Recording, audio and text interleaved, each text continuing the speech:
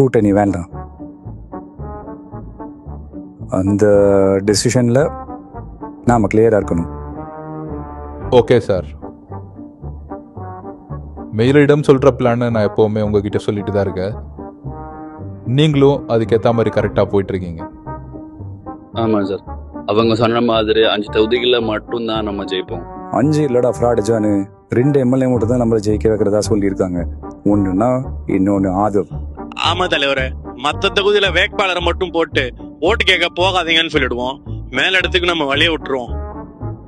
தலைவரை மிச்சம் இருக்க 232 தொகுதிக்கும் நம்மகிட்ட ஆளே இல்லை, எங்க நிட்டுன்னு வருது? கமலஹாசன் மாதிரி ஸ்விக்கி டெலிவரி பாய், இந்த ஜொமேட்டோக்காரன், வாட்டர் கேன் டெலிவரி பண்ணுறவன், நம்ம அண்ணி வீட்டு டாகை பார்த்துக்கிற ஆயா, இப்படி பல பேரை நான் கூட்டிகிட்டு வரேன்.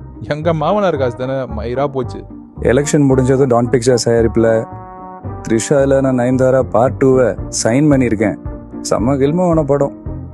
மக்கள் நம்மளை மறந்துடுவாங்க, அதை நான் பார்த்துக்கிறேன்.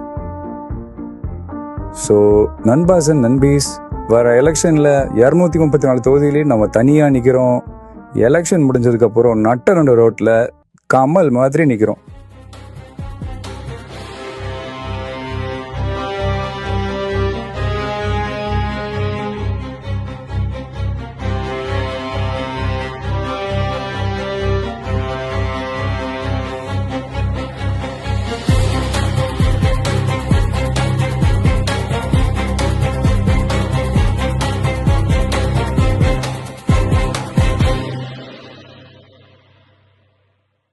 ஸ்லீப்பர் செல்ஸ் எங்கே வேணா யாரா வேணா இருக்கலாம்.